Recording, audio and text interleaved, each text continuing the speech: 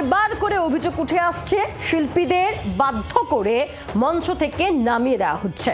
এবার সেই তালিকায় জুড়ল মিমি চক্রবর্তীর নাম। লগ্নজিতা স্নিগ্ধজিতের পর এবার কি তাহলে মিমি? বনগাঁয় অনুষ্ঠানে গিয়ে হেনস্থার অভিযোগ করেন অভিনেত্রী। মিমির দাবি মাঝপথেই থামিয়ে দেওয়া হয় তার অনুষ্ঠান। থানায় অভিযোগ দায়েরও করেছেন তিনি।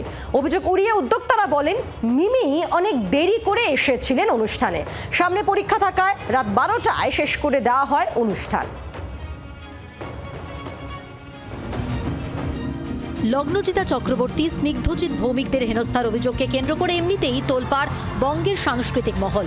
আর এই তালিকায় এবার জুড়ে গেল টলিউডের প্রথম সারির অভিনেত্রী মিমি চক্রবর্তীর নাম। বনগাঁয় অনুষ্ঠানে গিয়ে হেনস্থার অভিযোগ করলেন অভিনেত্রী।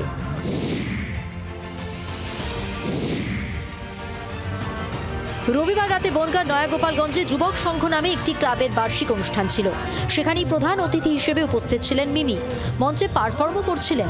হঠাৎ করে বিপত্তি। মিমির একটি গান শেষ হতে না হতেই অনুষ্ঠান শেষ করে দেন উদ্যোক্তারা।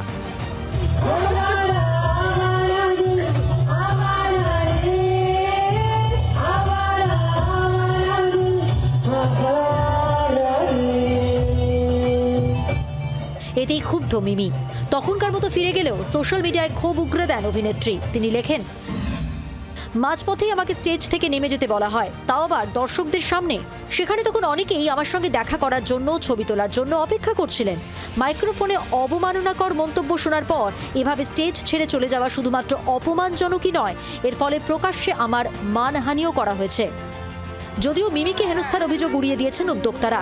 কেন রাত 12টায় অনুষ্ঠান শেষ করে দেওয়া হলো তারও যুক্তি দিয়েছেন।